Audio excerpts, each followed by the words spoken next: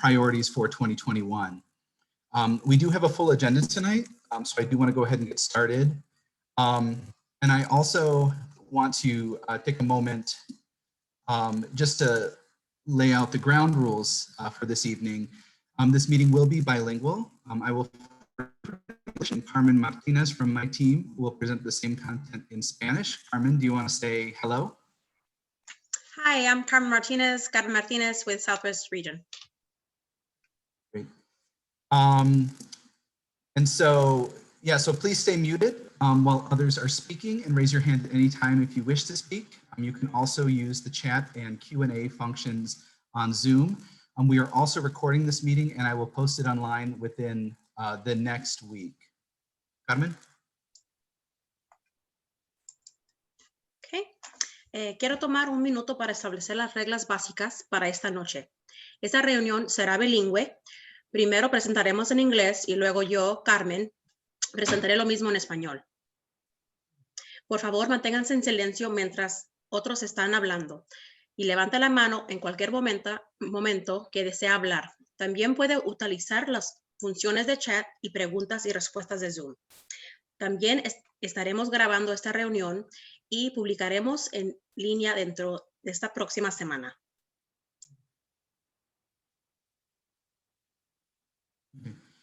Also, if you are new, I am Nolan Zaroff, the lead planner for the Southwest region, and I'm joined tonight by my colleagues, again, Carmen Martinez, John Malloy, and Sonia Eldridge. And we're also joined this evening by Alderman Raymond Lopez and Alderwoman Jeanette Taylor. Before we get started on the main agenda, we also do have representatives from the city's Department of Cultural Affairs and Special Events with us this evening. And so I want to give them an opportunity to provide an announcement of some upcoming engagement opportunities. Lydia or Aaron, did you want to? Sure. Nolan or Sonia, do you have the flyer image? Yeah, let me go ahead and share that. Just a minute.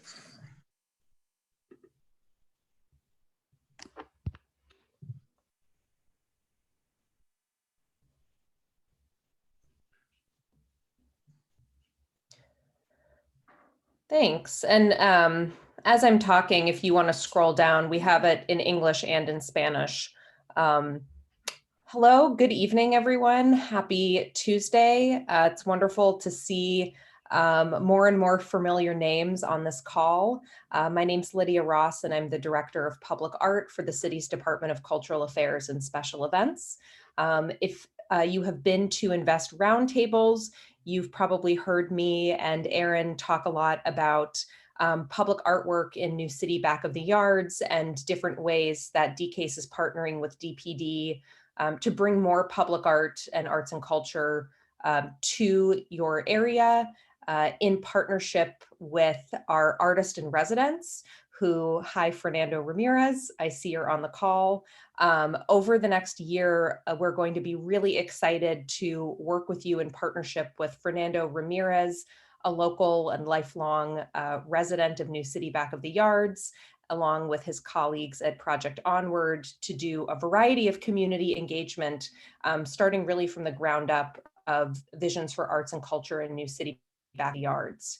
At the same time, we have another exciting opportunity in partnership with DPD to bring a new public art project in the form of a lighting installation at the 49th and Ashland Viaduct. So this is actually going to be an exciting kind of first project for DCASE at this scale, integrating public art lighting projects into a viaduct. And we're really excited. A huge thanks to Alderman Taylor for all of the input and advisement on getting us up and running. We have selected Chicago-based artists, Sean Gallardo and Petra Bachmeyer, who together are called Luftwerk, who are kind of the experts on public art lighting projects. Here on the screen, the images are super tiny, but you can look at their website. They have totally transformed infrastructure, including bridges, into these really magical and immersive spaces. So they are going to be working in collaboration with us, as well as many of you, to get ideas going for what this design should be. The hope is that it both improves the public safety and general user experience of moving through this viaduct, but also is really informed by a sense of place and history and dreams of the future. So that is a long way of saying that we need your help and we need your input. So I will be looking to my wonderful DPD colleagues to circulate this flyer in English and in Spanish that offers you 3 questions that we want to ask to get the engagement conversation going, which is really asking, what do you want to see under the viaduct? What would you like to experience? And also sharing thoughts about parts of the neighborhood's history that we might not know but should know, and just ideas and visions for the future. We've also provided a few ways for you to give us that input. You can follow the Google number and text your thoughts. You can call that number and leave a voicemail in English or in Spanish. You can click on a link to provide your answers to these questions through a brief survey online. And we hope that many of you will join us next Monday, the 25th, from 5 to 6 p.m. to have a conversation with the artists, as well as Alderman Taylor and DCASE representatives. This meeting next week is just the beginning of an ongoing dialogue as the artists create designs informed by all of your ideas. So we hope you'll join us. Yes, I see a question. We will circulate the flyer. And for anyone, while I am in the meeting, for anyone who's interested in attending the Zoom forum, please just pop your email in the chat and I will follow up separately with the Zoom link and all the details to join us. So thank you so much for giving me a few minutes at the top of a really busy agenda, and we're really excited to get this conversation started with all of you. Great, thank you, Lydia.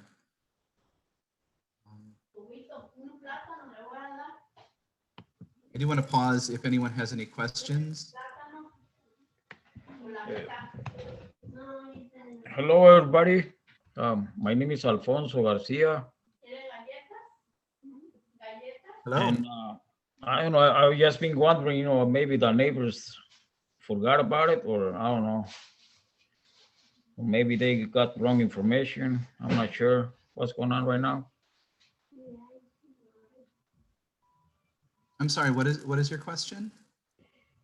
I said, I don't see my neighbors. Oh, on the call? Maybe they received the wrong information. I'm not sure. I'm not sure. You know, we can certainly follow up on that. I think we're going to go ahead and run the meeting tonight since we have, you know, 35 people with us, but we can certainly follow up with folks after this to find out what's going on. There should be no passcode required to enter this meeting, Angie, tonight. We turned it into an open meeting. Okay. So I'm sorry to hear that, Mr. Garcia. We will definitely follow up on that. Okay, thank you. So let's go back to, can everyone see the agenda on the screen right now? Yes. Okay, great. Okay, so continuing on, you know, so if any of you are new to Invest Southwest, we want to provide a quick overview of the program. Invest Southwest is an unprecedented city program which aims to amplify local assets, focus public investment in a way that supports local priorities. It looks to drive private investment to build local wealth, and it also looks to integrate new strategies for public safety. Carmen? Okay. Si usted es nuevo en Invertir Suroeste, queremos proporcionar una visión general rápida del programa. Invertir Suroeste es un programa de la ciudad sin precedentes que tiene como objetivo amplificar activos locales, enfoque público de una manera que apoye las prioridades locales, impulsar la inversión privada para aumentar la riqueza local y para integrar nuevas estrategias de segura pública.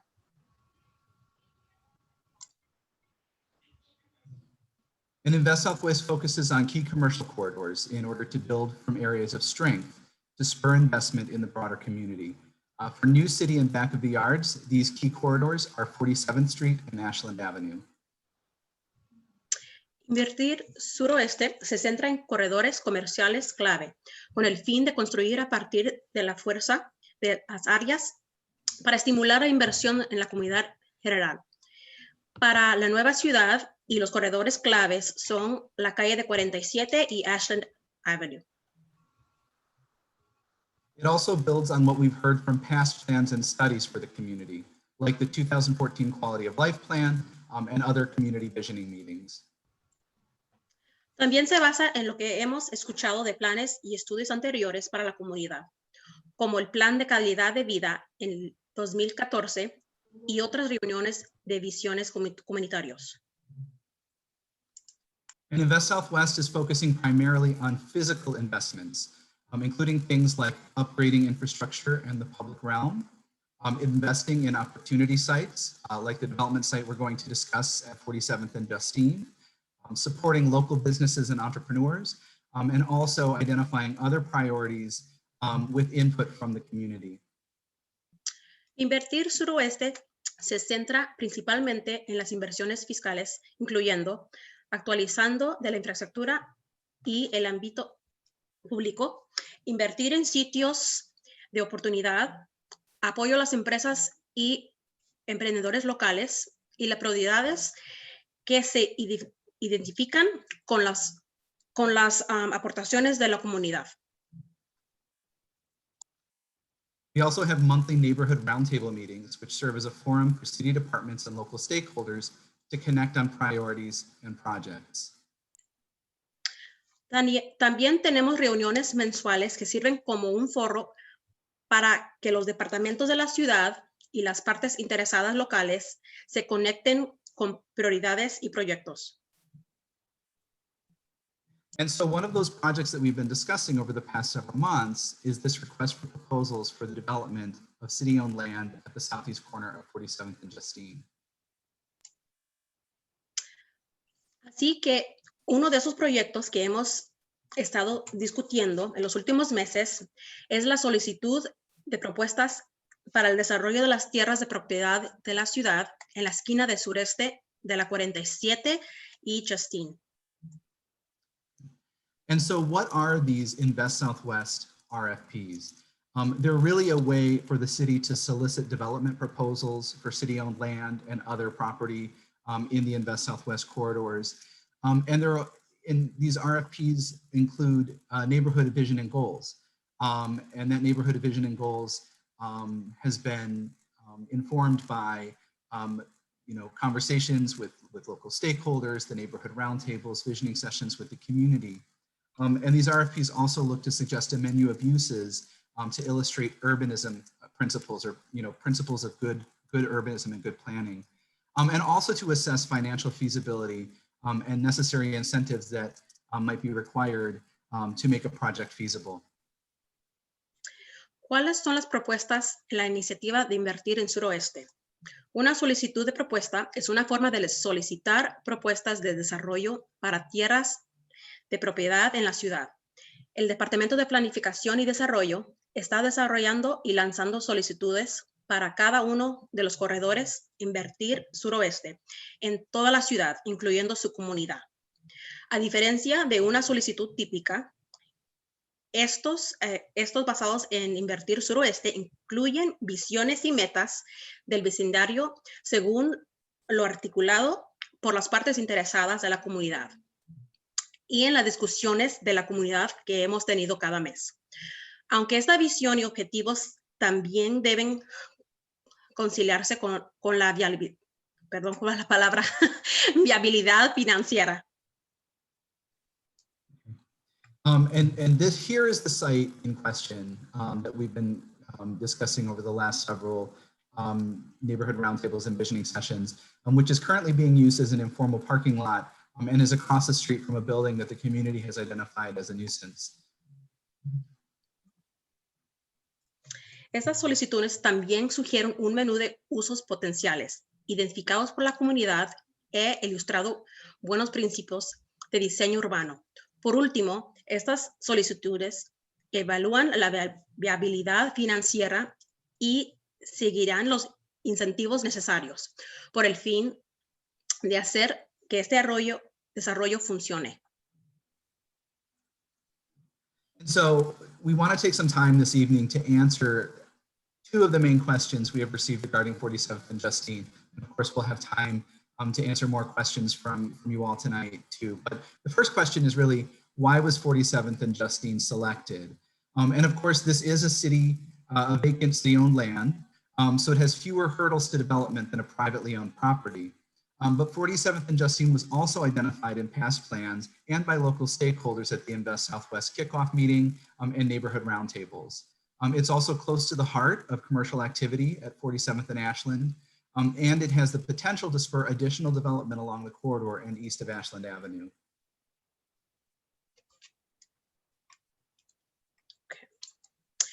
Queremos tomar un tiempo para responder a las dos principales preguntas que hemos recibido con respecto al sitio en la 47 Justine. La primera es, ¿por qué se seleccionó la 47 y Justine?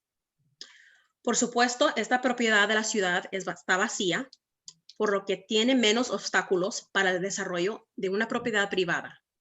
Pero 47 y Justine también fueron identificados en planes pasados y por las partes interesadas locales en el comienzo del proyecto Invertir Suroeste y las discusiones mensuales del vecindario. También está cerca del corazón de la actividad comercial en la 47 y la avenida Ashland y tiene el potencial de estimular el desarrollo adicional a lo largo del corredor y al este de Ashland Avenida. There's also questions about why housing was included in this RFP. Unfortunately, we also have Terrence Johnson from our department on the call tonight, who should be able to help answer some questions about the financials of this, if any of those come up. But first, a market analysis of this area has identified a need for new housing options. Housing stock in back of the yards is close to 100 years old. Some of it's even older than that. And there's a lack of newer options and newer housing configurations for families. Housing was also identified as a key priority in past plans for the neighborhood, including the 2014 Quality of Life Plan and the 2019 Back of the Yards Neighborhood Plan. Housing at 47th and Justine can also unlock financial resources that make development at the site more feasible, and having new residents and eyes on the street here can support existing businesses and also improve safety. También hay preguntas sobre por qué se incluyó la vivienda en la propuesta para este vecindario. En primer lugar, un análisis del mercado de la zona ha identificado la necesidad de nuevas opciones de vivienda. Las viviendas en esta comunidad tienen más de 100 años y no hay opciones más nuevas y configuraciones de vivienda. Los planes anteriores identificaron la necesidad de nuevas viviendas como una prioridad, incluyendo un componente de vivienda puede desbloquear recursos que mejoran la viabilidad financiera de desarrollo del sitio. Y es importante tomarse un momento para hablar sobre el tipo de vivienda que se incluiría en un desarrollo en la 47 Justine.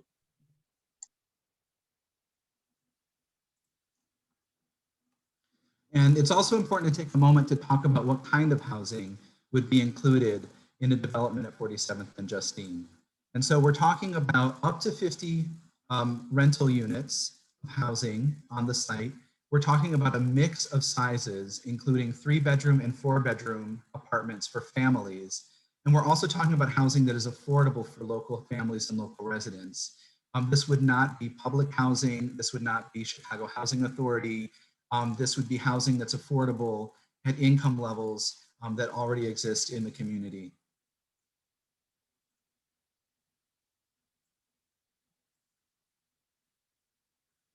Carmen? Yes, apologies, I had it on mute. En este concepto se desarrolló, diseñado por, actually, sorry, I think I jumped ahead. También es importante poder hablar de las opciones. Las características potenciales de la vivienda tendrá hasta 50 unidades de alquilar, mezclas de tamaños de dormitorios de 3 o 4 para familias y algo económico para las familias locales. And here is the development concept that was designed by the Lamar Johnson Collaborative during our visioning sessions last fall, and that the public has seen several times in the neighborhood roundtables and in the visioning sessions. This is not necessarily what a development at this site will look like, but it provides a sense of what density and massing might result from the RFP process. So we will still have to wait and see what proposals are received for this RFP, which we will then share with the neighborhood roundtable later this spring. En este concepto de desarrollo diseñado por Lamar Johnson Collaborative durante nuestras sesiones de visualmente en otoño pasado, esto no es necesariamente lo que el desarrollo en el sitio sería, pero proporciona una idea de qué densidad y masa podría resultar en el proceso de la solicitud. Tendremos que esperar y ver qué propuestas se reciben para esta solicitud, que compartiremos en la mesa redonda del barrio a finales de esta primavera. Okay, and this shows the timeline for the RFP process. Many of you participated in the visioning sessions that were held in October and November, and the RFP was officially released on November 30th. We have a pre-bid meeting for interested development teams this Thursday, January 21st, and proposals are due back to us by March 30th. In April, the development teams for shortlisted proposals will have an opportunity to present their proposals to the neighborhood roundtable, and the roundtable will be able to weigh in on which one gets selected.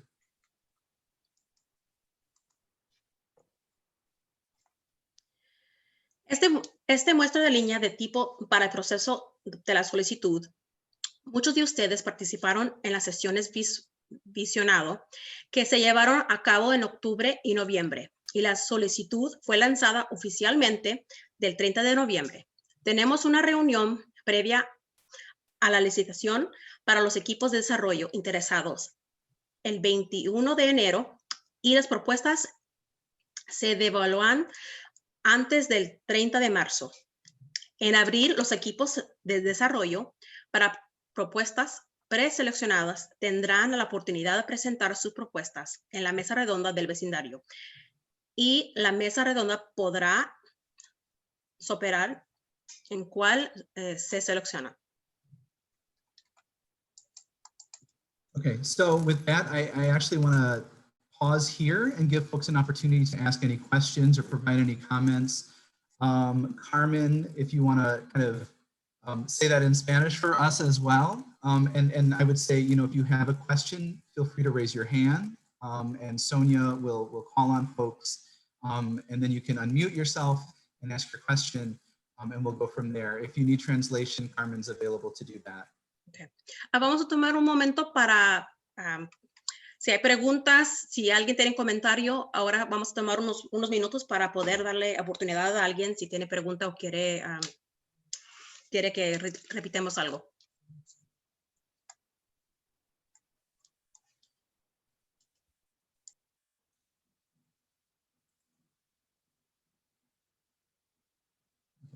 We have an hour. We have an hour worth of time, guys. Let's don't be shy if you have any questions. Janet, I see you have a question. Janet. Hi, can you hear me? Yes, we can. Hi, I was just wondering, how do you participate in the roundtable discussions? This is actually the first time I hear about this. You tell us, and we will invite you to the next roundtable. So, Okay, can you please sign me up for them, please? absolutely. If you can put your email address in the chat, Sonia will grab that, and we'll make sure that you're invited to the next one, which is this coming Thursday, actually, at 11 a.m. Thank you. This is Ana Padilla, a resident from Back of the Arts, but I also work with the Greater Chicago Food Depository. I included my email on the chat to be included in the roundtable discussions as well. Great, thank you, Ana. And yeah, just a note on the roundtables. We've been having them since I think May of last year. And it's been sort of a small group and we've been expanding with every meeting. And so it's certainly, there's always room. We're always open to adding new voices and new people to the roundtable. So I'm glad to hear you're interested.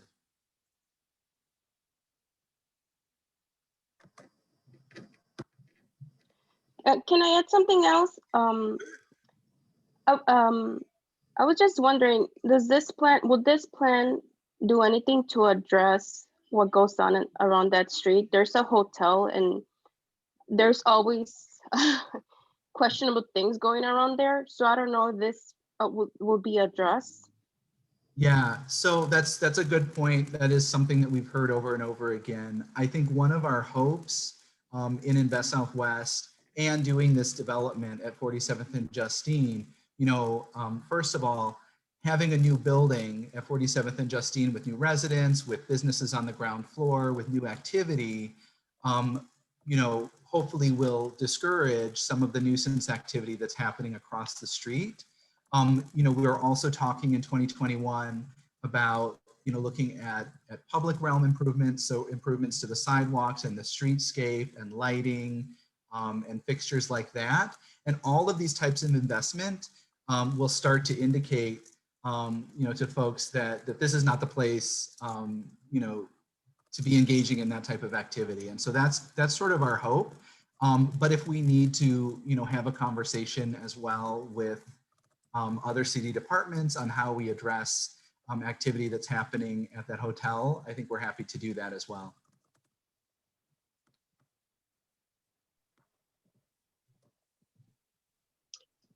This is Anna again, and I think obviously I don't want to repeat what the previous scholar said, but also I know parking is something that is very difficult to find in Back of the Arts. Is that in terms of the plan and the proposal, is there anything that includes, because there's quite a few units, is parking going to be included in those plans, because the space is not that big? Yeah, so parking there would be a parking requirement for any development that occurs at 47th and Justine. So some of those residents or some of those commercial spaces would have dedicated parking, as part of the development. But this is also something that we've heard a lot in our neighborhood roundtables. And I think we are looking at ways of, providing additional parking in ways that contribute to the corridor. So I think what I mean when I say that is, there may be opportunities for, surface lots to be included along 47th Street, but have landscaping and screening in a way that those parking lots are not sort of an eyesore, that they contribute to the corridor as well. But certainly we understand that a thriving business district requires parking. I have two more questions, and again, I know the discussions have been happening since last year. One is that there was an announcement on a project in I think it was Aronson or something, the building. Is that happening, or is there any update on that? I think there was like a ribbon cutting ceremony at some point. And then two, the abandoned tracks just along the 49th Street. Is there any development plans in the future to make it, because there's a lack of green space in the community? Is there any conversations of making that into a park or doing something? Because the trees and all of that are growing have grown significantly in the past few years. And when it rains or something happens, there's some of those trees fall, so it's also like a danger. I know there's a big population, a growing population of homeless individuals in the community, and how do we work to address to make sure that we get homes for those individuals? And then obviously I could go on and on, but I think those are I just a appreciate- few things that I think, I don't know if they haven't been addressed. No, thank you for those questions, and I'll see if I remember all of them. Regarding the Aaronsons, I don't want to speak for the Back of the Yards Neighborhood Council, which is the organization that's working on that. Obviously, we've been in conversations with them, and DPD is very supportive.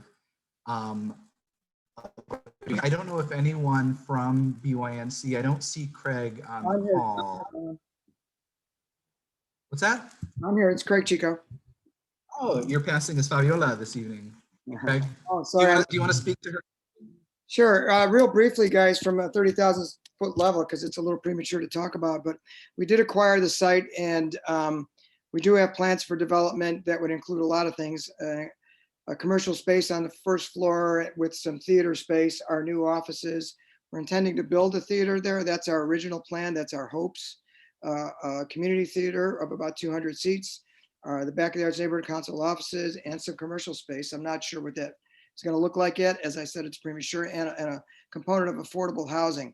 It hasn't been baked fully yet, but we are in for trying to line up our capital stack, trying to find some money to make this development happen. But we did acquire the site.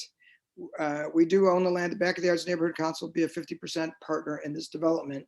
And I assure you, I will let you know more as we develop more. We're a little early in the process. You know, money usually leads the way, and that's where we're at right now. But I'd be happy to talk to anybody about it, about the specifics, as you know, and they develop every day. There's a new development every day. We're in for tax credits this week, and we'll see what happens there. And that'll probably determine the timeline of the project. Was that too much, Carmen, for you to translate? I'm sorry. I was going to say, yeah, we got a request to translate. So Carmen, I forgot. I'm so sorry. I forgot. I could also translate my questions. I was like, if you would like to write them down, I can follow up. Okay. I could translate the questions if you want. I was like, has there been question posed? Let me see a second. Sorry. This yeah, I mean, if screen is small. Okay. Anna, if you want to very quickly translate your questions, and then maybe we can kind of re-answer quickly. And... Eran tres preguntas. Uno, el hecho que el estacionamiento es muy difícil de encontrar en el barrio. Si cualquier desarrollo va a incluir estacionamiento, esa fue una de las preguntas. La segunda pregunta, se había anunciado un proyecto en la 47, en el edificio que era antes de Aronson. Hace años quería saber cuál era el estatus del proyecto, y el señor Chico habló un poquito de que está en los planes y hay nuevas información cada día. Y la tercera, el hecho que no hay muchos espacios verdes en Back of the Yards, y hay el espacio donde están las vías abandonadas, donde no se le da mantenimiento a esa área. Hay muchos árboles, se caen los árboles cuando cae una lluvia muy fuerte, eso es una cuestión de seguridad. Y la segunda parte con eso es que hay una población de personas indigentes que también están usando ese espacio, y cómo vamos a enfocarnos para que esos individuos tengan acceso a viviendas y trabajar con ellos para terminar o ayudarles a terminar su me atoré ahí, pero para ayudarles para conseguir casas. Gracias. And so Carmen, let's quickly re-answer. I know we've already answered two of these three, but let's try and quickly, I'll give an answer in English, and then if you can translate it very quickly. Okay. Regarding the first question around parking, the development would require some parking on site as part of the development, but we're very aware of the need for additional parking along the corridor, and we're looking into where that parking might be able to go. Sí, parte del proyecto sí incluiría estacionamiento para el proyecto. Cada proyecto tiene un requisito para cumplir con lo que van a construir. So, este proyecto sí va a incluir algo, pero también estamos escuchando del vecindario que sí hay también en la comunidad otras áreas que están preocupados por el estacionamiento. The second question was around a development at the former Aaronson's Furniture site. Craig Chico from the Back of the Yards Neighborhood Council provided an update on that. The short version is, you know, they are working on a proposal. The city is supportive of that proposal, and sort of stay tuned for more information. La otra pregunta acerca del edificio que antes era de la mueblería Aronson. Ahorita sí estamos trabajando con Craig Chico y estamos también revisando ideas y planes que nos han dado para poder hacer un proyecto ahí, y Craig Chico también dio un programa simple de lo que van a incluir, que había mencionado que iba a tener un teatro de 200 personas, locales comerciales, también viviendas económicas para familias, y vamos a continuar a trabajar con ellos, pero estamos muy, it's the right word, estamos, vamos a ayudarlos para que sigan el proceso. And then the third question is around the lack of open space in the community and green space, and the viaduct, the rail viaduct along 49th Street was mentioned. As you heard earlier in the presentation, the Department of Cultural Affairs and Special Events has engaged with an artist to do some lighting on that viaduct, but we have also, you know, obviously are very interested in exploring the opportunity of converting that, you know, that rail viaduct into a greenway, into park space. That's obviously a complicated thing to do, but if the community was supportive of that, I think we would want to explore that going forward. Also, as part of Invest Southwest, we are looking at opportunities for additional open space and public gathering space in the community and along the corridor. Carmen? También se mencionó la falta de espacio abierta, y también área por el viaducto de un proyecto de iluminación que están ahorita, o sea, apenas se está desarrollando el proyecto, pero estamos muy emocionados de poder trabajar con ese departamento para poder enfocarnos en hacer más espacio para el público, para los residentes, pero también estamos estudiando otras áreas para poder hacer proyectos para espacio para la comunidad. And I will note too that someone in the chat mentioned there's lots of open space already, not a lot of green space. And so we will definitely take that into consideration as we're, you know, kind of looking for opportunities for open space in the neighborhood. Okay. También alguien había puesto en las preguntas que hay mucho espacio abierto, pero no hay suficiente espacio verde, que sería pastos o árboles o otros tipos de espacio verde para el público. En los proyectos que estamos haciendo también estamos incluyendo requisitos para que los proyectos incluyan espacios para el público, pero también seguimos buscando otras áreas para poder hacer las áreas mejores. Y ahora que estamos trabajando con los departamentos de los proyectos, también vamos a ver qué más se puede hacer. And then I agree with- Another hand, Nolan. Berto, do you have a question? Yes, I do. Hello, everyone. Thank you, Sonia, for course. plugging me in.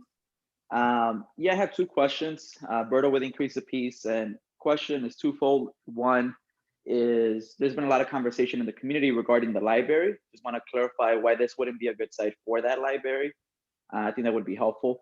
And secondly, as someone who was involved with the quality of life plan process since the beginning, and noticing that there were a lot of other priority areas that residents put forth, such as youth, safety, employment, recreation, how was housing prioritized in that process? Just to make it clear for folks. But those are the two questions that I have. Thank you. Let me just write some notes. So regarding the library, you know, we have had ongoing conversations with the library around the location for a new library in back of the yards. They did consider this site. You know, in our conversations with them, this site seemed to be a little bit too small for their needs, and so we're looking at other sites. What I would say is, you know, if a proposal came through this RFP process that included the library as a component of that proposal, that would certainly be something that we would consider.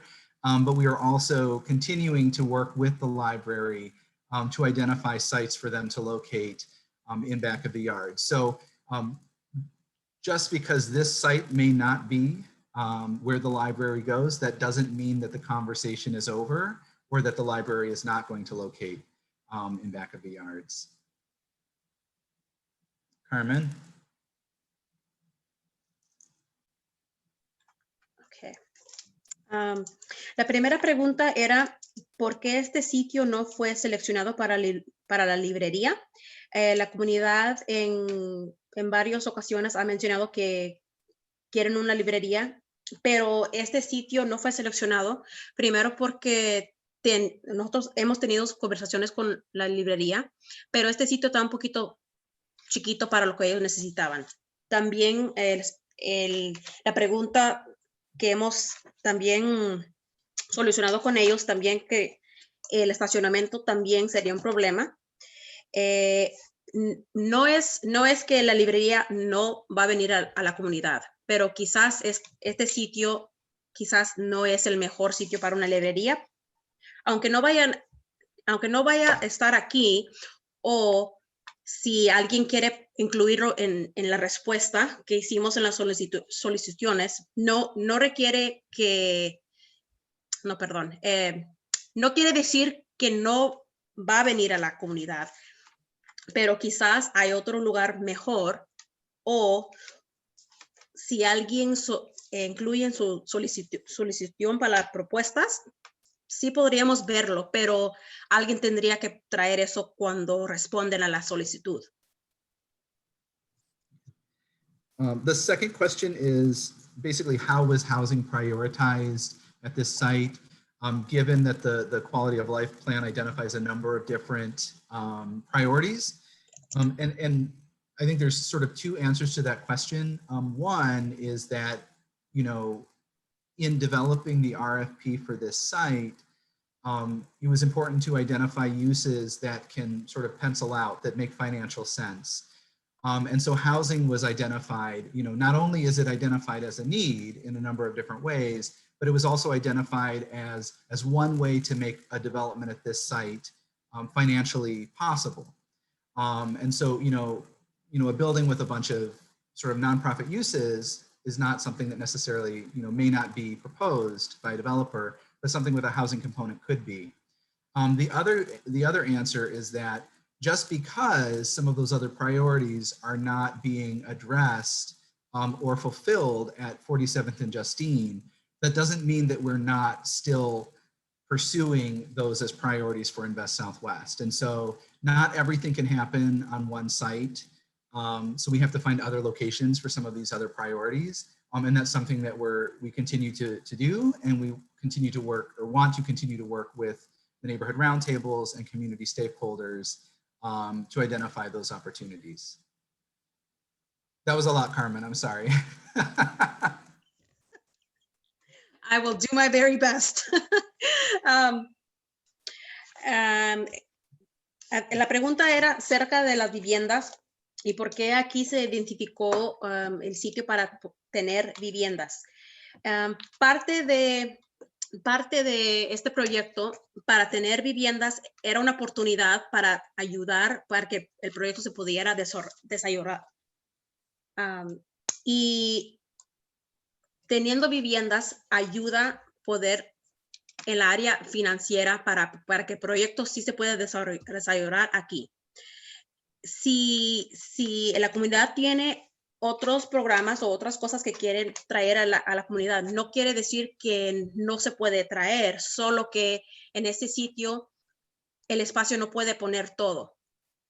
Hay muchos lugares en la comunidad que estamos viendo, que estamos interesados a buscar otros lugares para poder traer los recursos que la comunidad está pidiendo, pero este sitio principal, tener el componente de vivienda ayuda para poder que el proyecto sí puede cumplirse.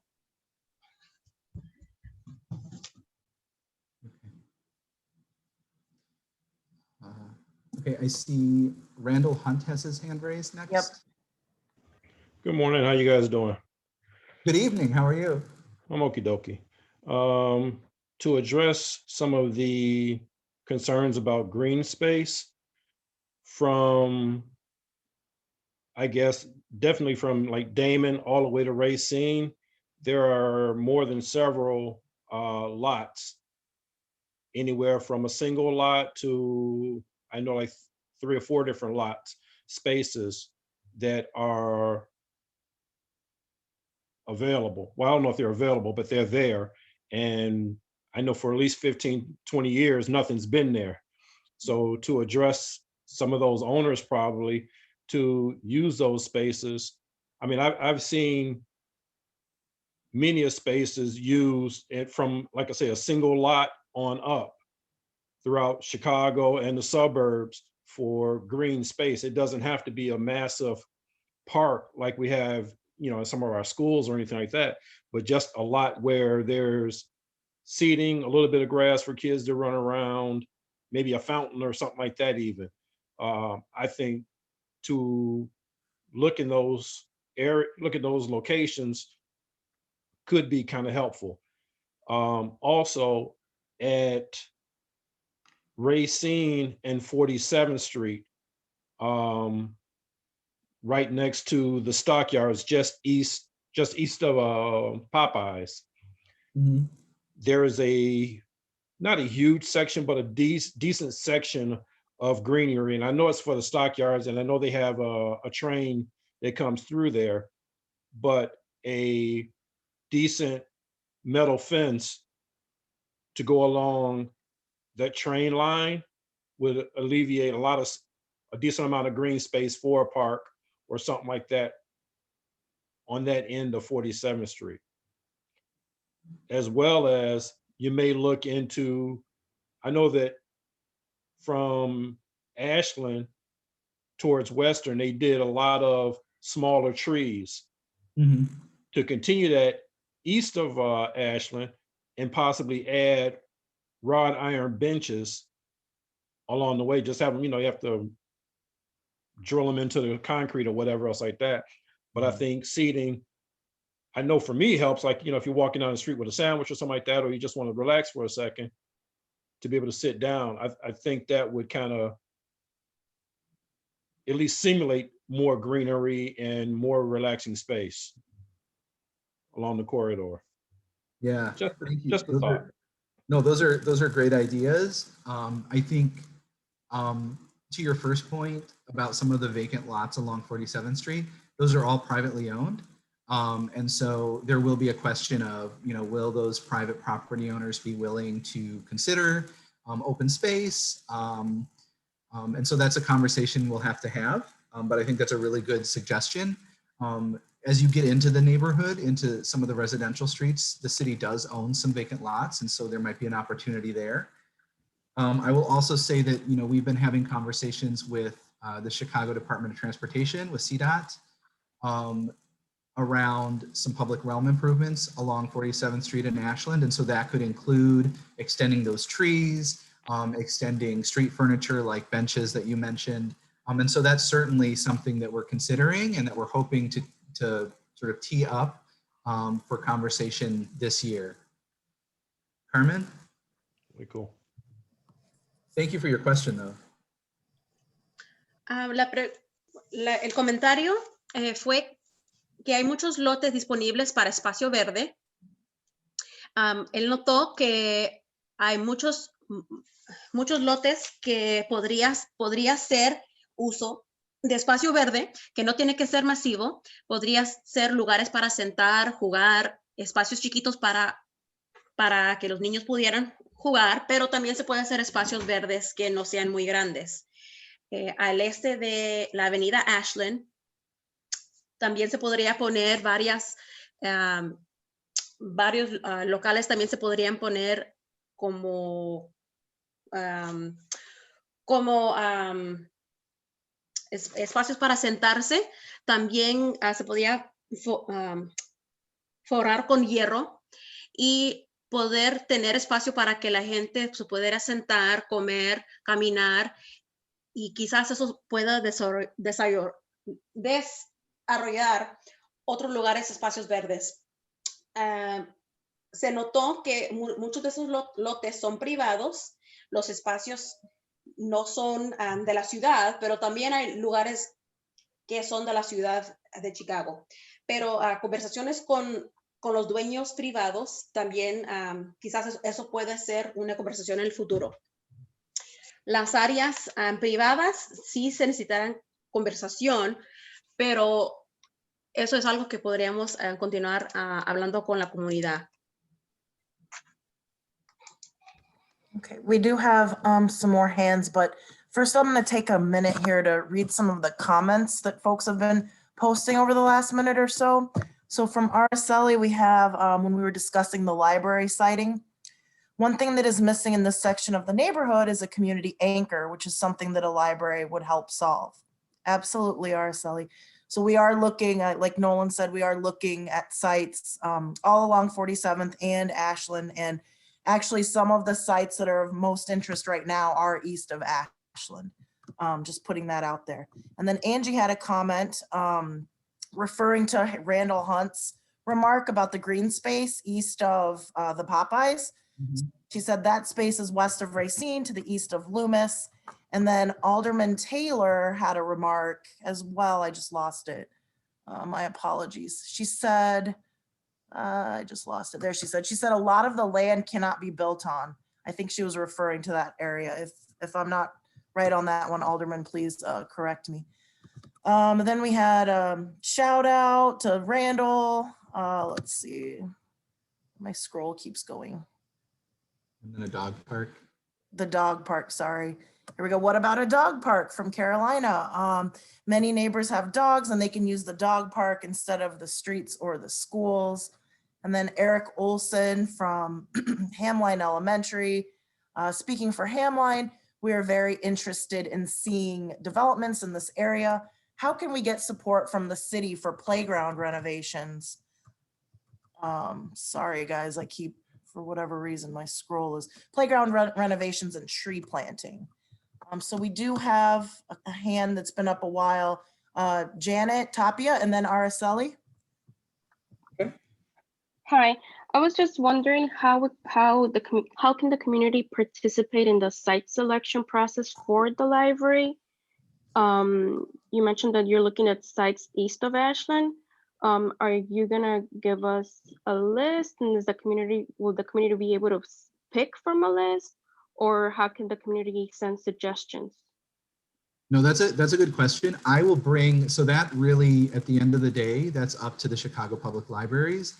But I am happy to take that comment, to take your comment to them, so they can think about doing some sort of a public engagement process. And my impression is that they intend to do a public engagement process around this, but I don't want to speak for them. So I will take your comment to them, and maybe we can try and get them on one of these neighborhood roundtable agendas to speak to that in the future. Thank you. And if you could also keep us updated, because the community is very interested in that. Absolutely.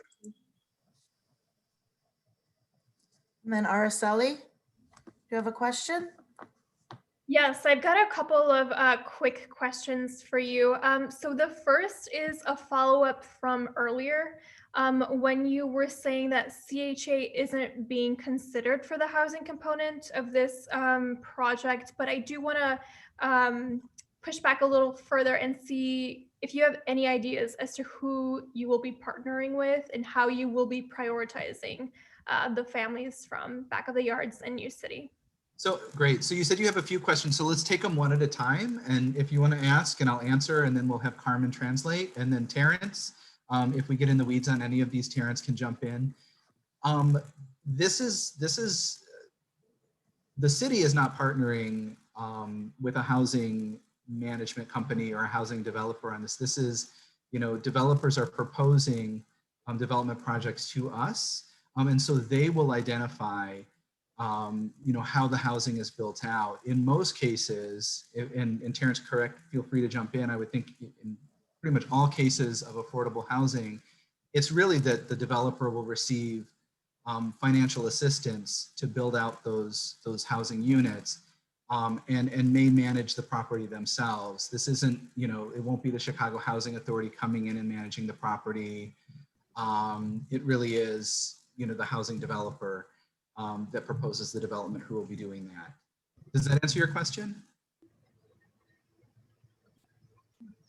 Sort of. I guess I was sort of thinking about potential partnerships with, I was assuming it was looking at it from a community-based organization, but I don't know if maybe that's getting too in the weeds.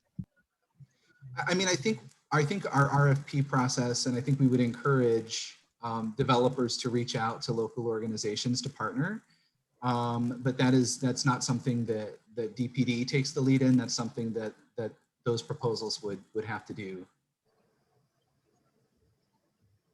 Yeah, I mean, I think that is definitely a cause for concern then, just because from the onset you were saying that families from back of the yards and New City would be prioritized, but it doesn't sound like this is a guarantee. Just something worth saying that I wanted to put out there. I just want to give Terrence, I don't know if Terrence has any kind of, is Terrence still with us? Has he dropped off? I am here, Nolan. I don't know if you have anything you can add to this that might be informative. Well, I think the only thing to add is, well, first, your description in terms of what the RFPs are designed to do is accurate in terms of these aren't CHA projects and it's not CHA land. This is city-owned land that we've RFP'd for housing development. So that could be, it could be any developer experienced in doing affordable housing or housing developments. To the other part of what she's getting at, I think, and Nolan, correct me if I'm wrong here, is the review process of the RFPs are geared towards focusing on folks that have created partnerships with community-based organizations in order to show that it's got that community input as well as part of the community wealth component that they're involving community-based organizations to make it happen. So it's not so much that we are requiring it, but I think part of the criteria in terms of judging the different responses that we get would have that community wealth building and community-based organization component to it. That's exactly right. Yeah, thank you, Terrence. Okay, thank you. So my next question is really just around how potential property taxes, all of that will be affected by this RFP. And then it sounds like the building at Aronson will also be developed at some point.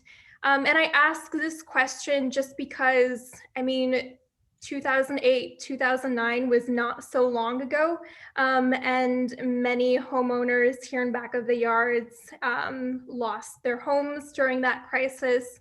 And so I just want to make sure that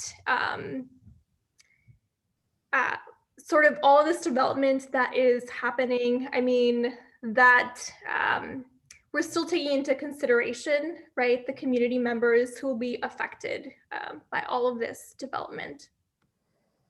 Yeah, I mean, I think your points are well taken.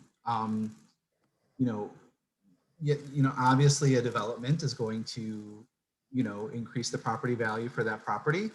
But I think, one of the, one of the things that we're committed to, as Terrence just mentioned, is making sure that this is building community wealth. And so, I think again, with this particular project, when we're looking at the proposals that come through, making sure that they do have roots in the community, or they have engaged with local organizations, that they are committed to hiring local. I mean, I think those are all things that we're hoping will help to make sure that we're building wealth in the community.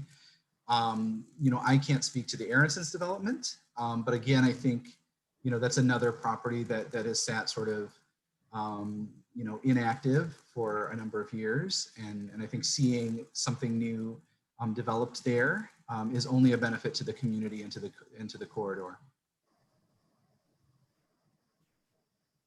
Yeah, and I think that really touches upon my last point, which is just around community and generational wealth, because I think that these housing developments that we've been speaking about this evening, I think that they might be the right avenue and the right opportunity for some people, but I also just think about how community wealth is born out of, right? People starting their own businesses, or people being able to own their own homes.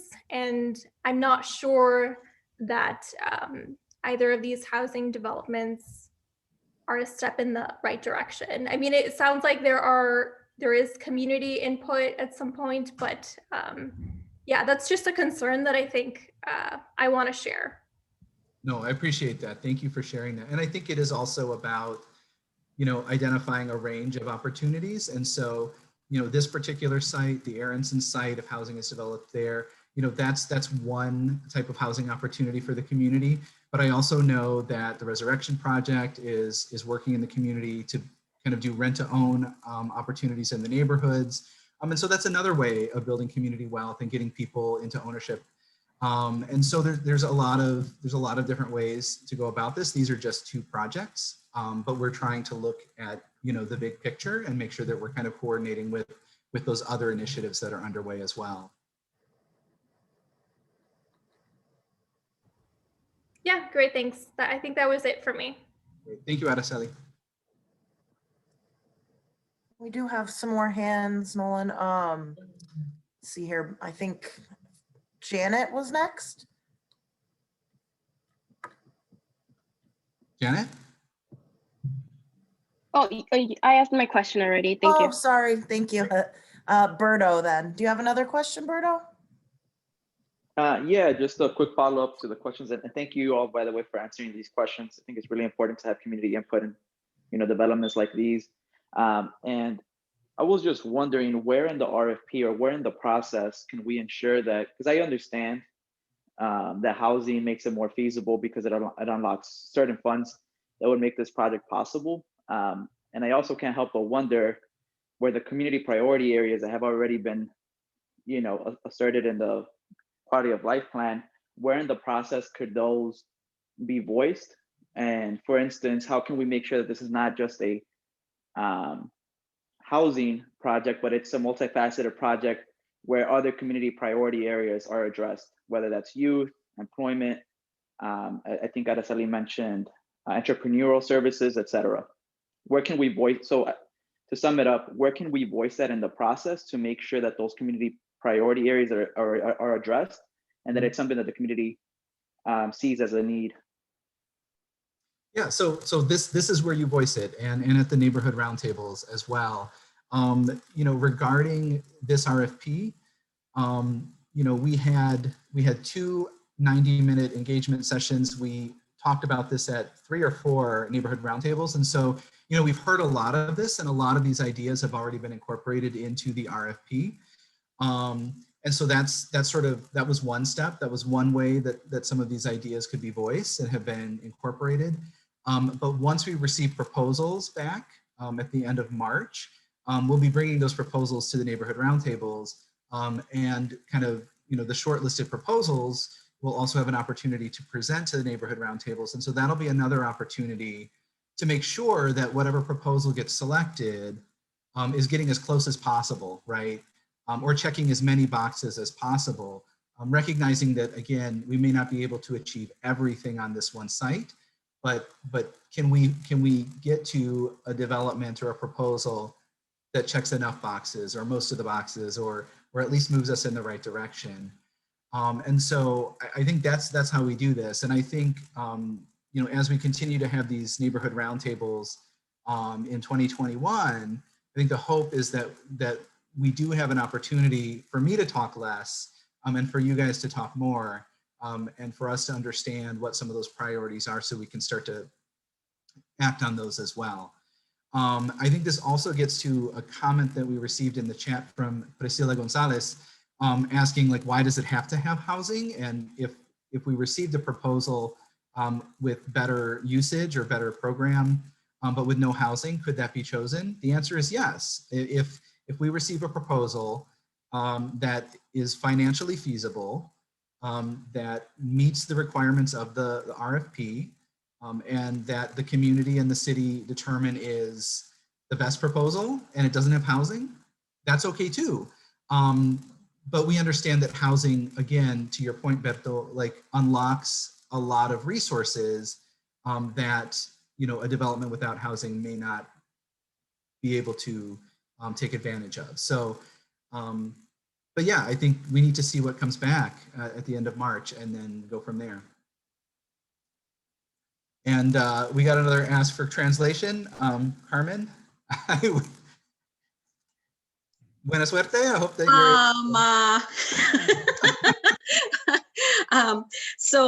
okay. La pregunta que se hizo de Berto fue si recibimos una propuesta sin vivienda, si podría considerar. Y Nolan respondió que sí, si recibimos una solicitud con una respuesta que no incluye vivienda, sí se podría considerar. Si incluye lo que necesita la solicitud y si es la solución que trabaja mejor para ese sitio, claro, esa solicitud, claro que sería considerada, pero también tenemos que ver todo todas las respuestas que recibiríamos, tendríamos que evaluar si es el mejor. Pero si alguien sí puede mandar una solicitud que tiene un componente que no tiene vivienda, claro, podemos ver si trabaja aquí. And if you can also just mention what I said about just making sure that community priorities are included in the conversations, that will, you know, that the neighborhood roundtables are the forum for us to have that conversation about priorities. Sí, también la pregunta también incluyó cómo la comunidad puede hablar y puede tener como la oportunidad para hablar y decir lo que le gustarían incluir. El programa también tiene que incluir lo que la comunidad ha estado enfocándose en estos meses. Cada mes en las conversaciones que tenemos con la comunidad, también la respuesta tiene que incluir lo que se ha hablado como prioridades de la comunidad. Y en 2021 también vamos a enfocarnos en lo que la comunidad va a decidir qué es importante para ellos, para ustedes.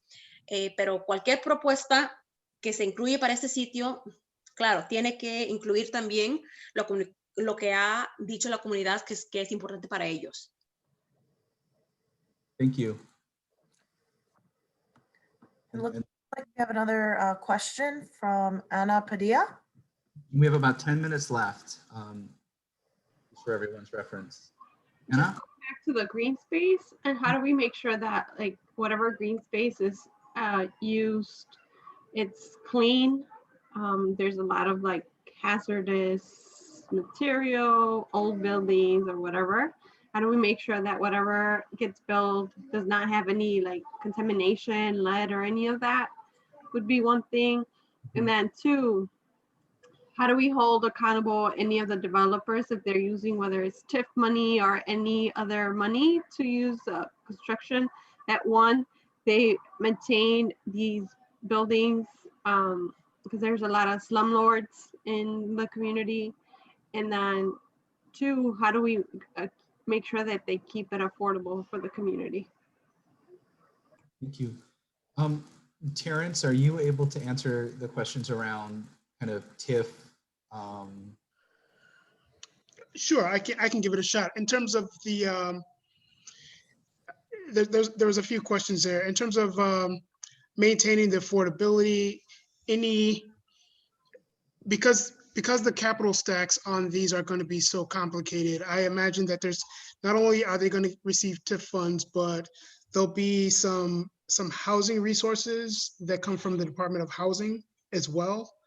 And with a lot of those resources, there is a requirement that they remain affordable for, I think it's usually 30 years. So the affordable component of that, depending on the capital stack, will be there for a certain amount of time. And again, part of the selection process, as we go through the respondents that submit for a project of this size, it's, you know, we will be vetting for folks that have been there, done it, that show the propensity to be able to get the project done, get it financed, and manage it moving forward. So it that's all part of the selection process once we start receiving some of the 6 minutes. the responses.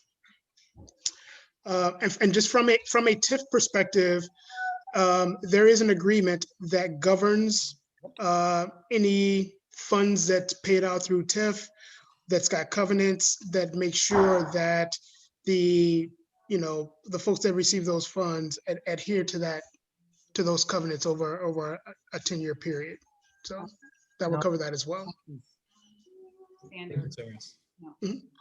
And then does that answer your question? Census, federal census. Should I say that?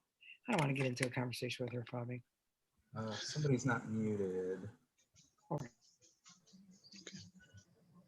Sonia, or I'm sorry, Carmen, do you want to translate some of that?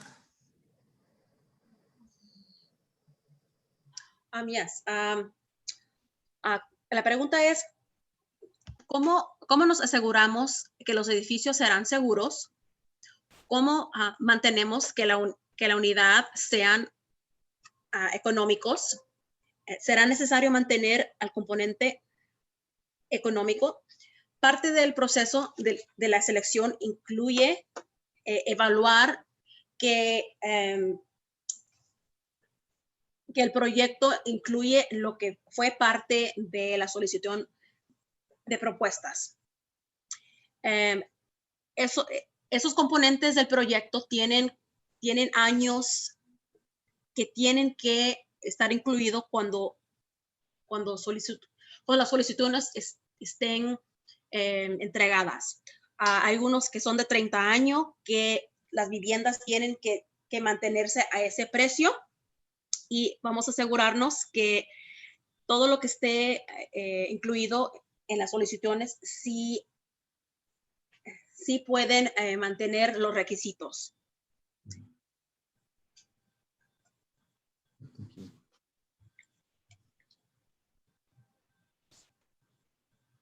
I see a few more hands raised. Well, Anna, I think we got yours, unless you had another question. America was next. America, do you have a question? Yes, thank you. So I know that we only have 5 minutes, and I just want to mention really briefly the topics that I will be bringing up at the roundtable, because I think we'll have more time then. My concern is displacement of families in back of the yards. Obviously, short-term and long-term, I think, are aspects that we need to consider, right? Like, what are the effects going to be for families that reside here, and what families are we attracting? We speak about, community wealth, but I think that there will be families and projects that unfortunately can no longer afford to live here once these developments happen. And we've seen that throughout the city. And so knowing that that happens, how can we try to lessen that, I guess? I don't know exactly what the words are, because there is that impact that will be happening. Regardless, any development is here to profit, right? It is a business. And so I think that it's just really important to have those conversations early on. And in practical terms, if this were to be, you know, a reality that this housing center were to happen to, you know, be a reality, my real concern is pedestrian safety. I just feel that that area is really trafficked, and I think that we already have a lot of accidents involving pedestrians. And so we're talking about real people, real families moving in. What safe space are we creating for them if that is going to be the residence? Just things to consider and to continue the conversation at the next meeting. And I'll say that in Spanish real quickly. Mi preocupación es que este tipo de proyecto causa pues efectos negativos en las comunidades, en las familias que luego no pueden continuar viviendo en la comunidad, ¿ok? Porque ya no tienen el dinero para pagar lo que se viene con las responsabilidades de tu casa, ¿no? Han habido impactos negativos en la área, en la ciudad. Hemos visto históricamente ya en los últimos 10, 20 años que ha pasado, así que ¿cómo es que vamos a tratar de pensar en esto para que no suceda, ¿verdad? Al nivel de impacto que hemos visto, ¿verdad? Porque obviamente ya radica gente aquí, ya vivimos aquí, tenemos familias acá, queremos crear, ¿verdad? Riqueza que podemos dejar a nuestros hijos, pero tal vez un proyecto así no nos dé este resultado, ¿no? Si es que esto se fuera a dar, esta vivienda, pues a mí me preocupa el espacio, la ubicación, porque llegarían familias, ¿verdad? A vivir a los apartamentos, y cómo es que creamos seguridad peatonal para que entonces esta sea su casa, ¿verdad? Esa área tiene mucho tráfico, y han habido accidentes, así que cosas que tomar en cuenta. Y como les digo, faltan 2 minutos para que sea la media hora, así que temas que quiero tocar en la próxima reunión, que sé que va a ser el jueves. So, just that. Thank you. No, thank you very much.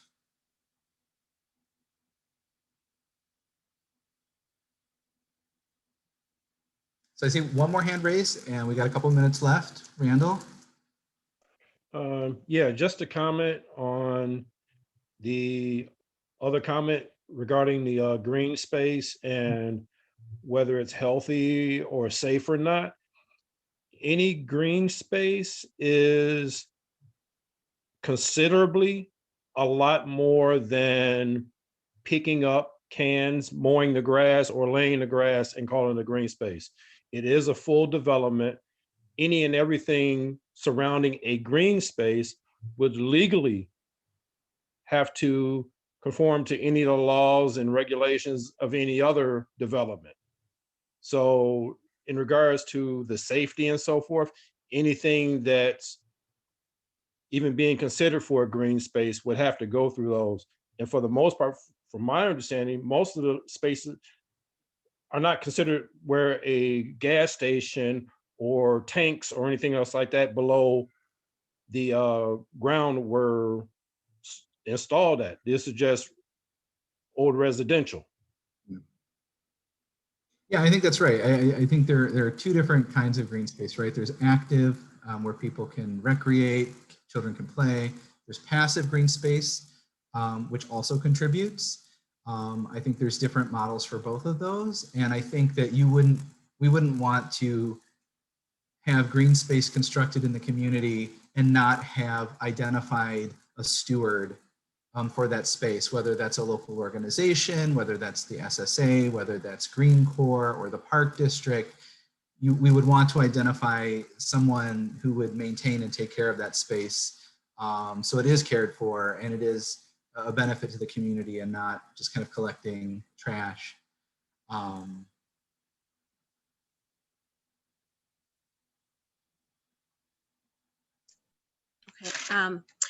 can translate that. Cualquier espacio verde que se mejora considerablemente, cualquier espacio verde tendría que pasar por estándares considerables. Cualquier espacio verde activo, hay muchos tipos de espacios verdes que serán para jugar, para caminar, para tener, diferentes actividades. Son necesarios que mantengan alguien, sea una organización, un departamento, alguien que los mantengan para que mantengan ese tipo de mejoramiento. So hay que poner a alguien al cargo de cualquier espacio verde para que se mantengan considerablemente como nosotros o en cualquier departamento ha puesto para que sea como la persona encargada. Thank you. So we are officially at time, a minute over. We had one other thing we wanted to talk through tonight, was just sort of start the conversation around 2021 priority projects. I think we should go ahead and table this for now. But like I said, we do have a neighborhood roundtable this Thursday at 11 a.m. And so we'll make sure that everyone who is on this call tonight gets an invitation to that. And we certainly have those every month and can continue the conversation there. But we can also certainly talk about, having another engagement session at some point in the future, in addition to the neighborhood roundtable, if that's something that we need to do. So I think, unless anyone has sort of, I see there's some stuff happening in chat. I think, we certainly agree with the importance and the need for additional community outreach. I think we're committed to doing that. I think we're finding our way in sort of COVID times, where it's very difficult to meet in person or do traditional community engagement. So I appreciate everyone's patience as we continue to find our way. But yeah, I think, I see some more stuff. I need to stop looking at chat because it's making it tough for me to focus on talking. But yeah, I think if there's any other, unless there are any other sort of, pressing questions or comments, I do want to give, we've had both Alderman Lopez and Alderwoman Taylor with us this evening. Both have been very quiet. Before we close out this meeting, I would love to give, either of them an opportunity, to provide some closing comments before we go. Not to put you on the spot.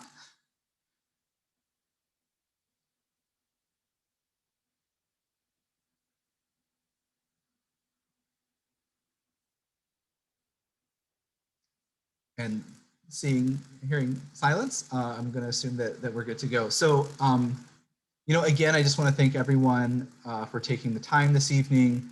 Thank you, everyone, for your comments and your questions, your thoughtful discussion this evening. Thank you, Carmen, for translating on the fly for us. I really appreciate it. And like I said, we will follow up after this with an invitation to the roundtable with the information that the Department of Cultural Affairs and Special Events provided earlier in the meeting. Hello? Hello? Hello, can you hear me? Hey, Alderwoman Taylor, how are you? Yes, we can hear you. Yeah, I'm sorry. This the second time I didn't get dropped off for some reason. Oh, no. So good evening, everybody. Thank you all for participating in the call. Just know that I appreciate the questions that we got tonight. This is not a quick, easy fix process because we know historically that all voices have not been at the table, and just know that myself nor Alderman Lopez, who I know I can speak for, are not going to sign on to anything that the community doesn't agree with. That's why this process is taking longer, and know that it is a new way and that we all must work. There are a lot of folks who've been participating in the calls that are not on the calls tonight for one reason or another. And what's fair to everybody is for you all to get those questions answered. And so if you need to be able to contact me, I'll put my contact information in the box, but just know that it's a work in progress. It is hard because, okay, please translate Alderwoman Taylor's comments. So can you translate what I said, please? Yes, so básicamente ella dijo que no va ella, tampoco el consejero López, ninguno de ellos va a permitir que algo siga adelante sin el aporte de ellos, sin que ellos aprueben o que den su apoyo a un proyecto que no esté aportado por ninguno de ellos. Yeah, so for us, just know that the city is not used to operating this way. Let's just be honest. They are not used to asking for community input, and they're not used to having a process that's as transparent. And there have been some bumps in the road, but we need you all's help into doing a better job at getting more folks to the table.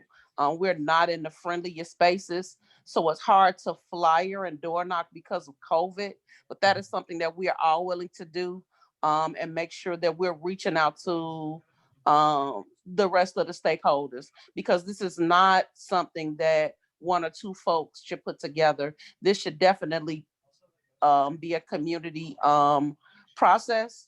And it's also a way to start to heal this community that's, for, let's be honest, been forgotten about for the most part. The city hasn't given it the attention that it definitely deserves. And so I won't be long with it tonight. I'll pass it over to Alderman Lopez. Thank you, Nolan. Thank you, Alderwoman.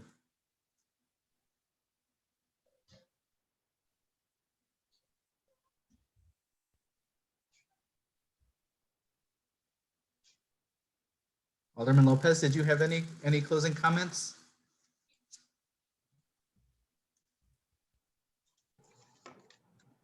I have no comments to add at this time. I think this is about letting the community speak.